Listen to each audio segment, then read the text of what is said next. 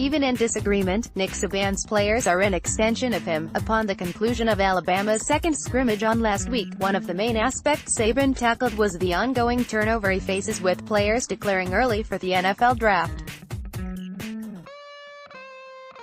As much as he would like to see them excel, the five-time national champion understands the nature of the business and would rather have players rationalize each decision. In the last 5 years, not counting this year, 380 players decided to leave early for the draft, and 25% of those guys didn't get drafted and another 25% were on a team in 3 years, Saban said.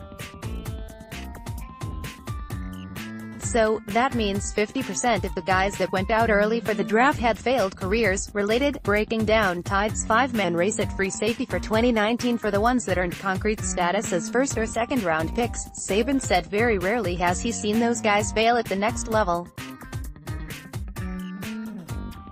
When it comes to individuals that chose to declare early for the draft, the 67-year-old said, "The player is the one that loses the most. You were a third-round pick and we had one here last year.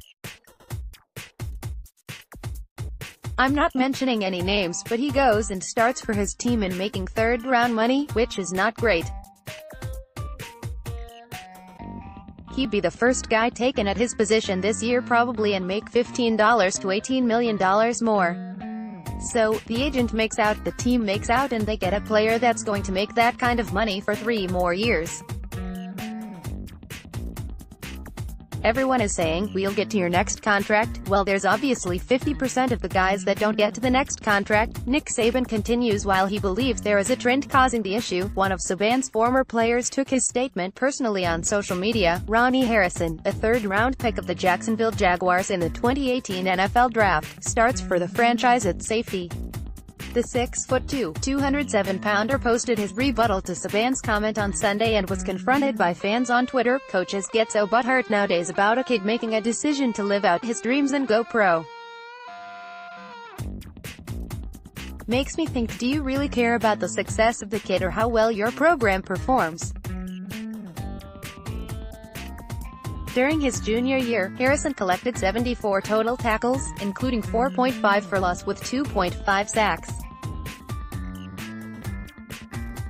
The native of Tallahassee, Florida, would also 4 pass breakups and 3 interceptions. To Saban's point, Harrison pockets just $3.38 million on a 4-year deal via Spitrack, and his contract did not come with any guaranteed funds. It would have been better if Harrison returned for his senior year. Nevertheless, one must take socioeconomic background into consideration. What if Harrison, who lost his father prior to pursuing a pro career, grew up in a rough part of Tallahassee? Now, he has to deal with a way to provide for his mother and other immediate family members that have sacrificed for him on his journey. So, in his mind, Harrison perceives the $3.38 million as a blessing, especially if he is not used to seeing a large sum of money. As a hardworking man from West Virginia, Saban is all about seeing people he's taught earn what their value is. However, the culture at the University of Alabama has become, if you go through Saban, one will make it to the NFL. The thought is no longer on what spot one may be selected in, but it's rather based on Saban's acumen. With him being respected by all 32 pro teams and much of them attending activities around Tide football, some players feel as though doors to the NFL should be open to them as long as they come from Saban's teachings. Coming from his perspective, Saban wants players to take into account that scouts and analysts do not know everything about the draft. Just because you may have received a second, third or fourth round grade does not mean it is valid. Seeing how there is much politicking in sports, this is the reason why he is starting to get in front and change the narrative in recruiting. To combat the 18-year-olds that mention the term business decision as its case to come to Alabama, Saban is telling recruits that the idea of college is to prepare for yourself for the day you can't play football. He wants everyone to be successful. But has the culture of Bama to NFL created more frustration than joy for Saban?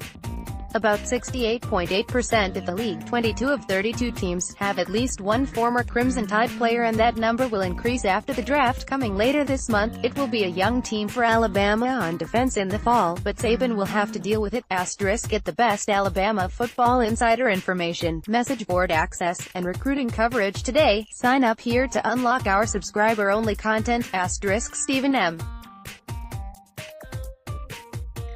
Smith is a managing editor and senior writer for Touchdown Alabama magazine.